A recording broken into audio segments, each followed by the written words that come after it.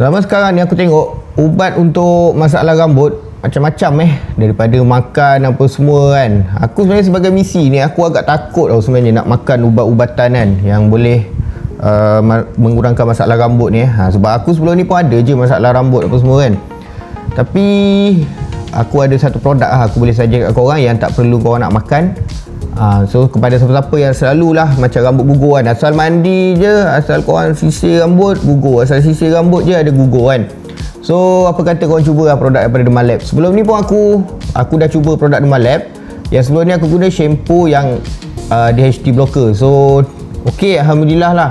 Okey, sebab aku pun bila aku guna satu produk tu aku tak tukar-tukar, maknanya okey lah. Okey. So kepada siapa-siapa yang ada masalah rambut, korang boleh dapatkan produk daripada Derma Lab. Untuk produk yang ni dia Biotin Plus with Redensil so dia punya kandungan dia boleh bantu mengurangkan masalah hair loss korang. Kemudian dia boleh kuatkan jugalah akar rambut. Okey. Yang ni tak perlu nak makan, korang hanya pakai shampoo macam biasa. Kalau sebelum ni mungkin korang pakai shampoo dia macam tak ada arah tujuan tau. Korang pakai semata-mata nak hilangkan kelomomo je.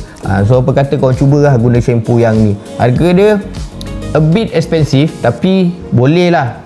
Boleh lah untuk masalah rambut daripada korang kena makan itu ini. So better korang cubalah daripada luar dulu.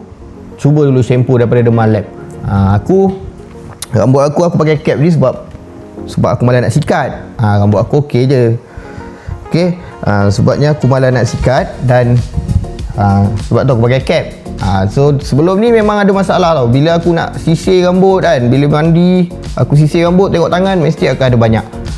So antara benda yang aku guna adalah shampoo lah daripada Derma Lab. Okey. So kalau korang ada masalah rambut juga, better korang dapatkanlah shampoo daripada Derma Lab. Ikutlah kau nak cuba yang anti blocker DHT tu ataupun nak cuba yang Biotin. Tapi aku rasa Biotin ni memang antara yang bagus jugalah untuk korang cuba. Okey. Derma Lab ni produk dia memang fokus dia kepada produk rambut dan kepada masalah yang ada keguguran rambut. Okey. So nak dapatkan, tengok je dekat bawah sekarang.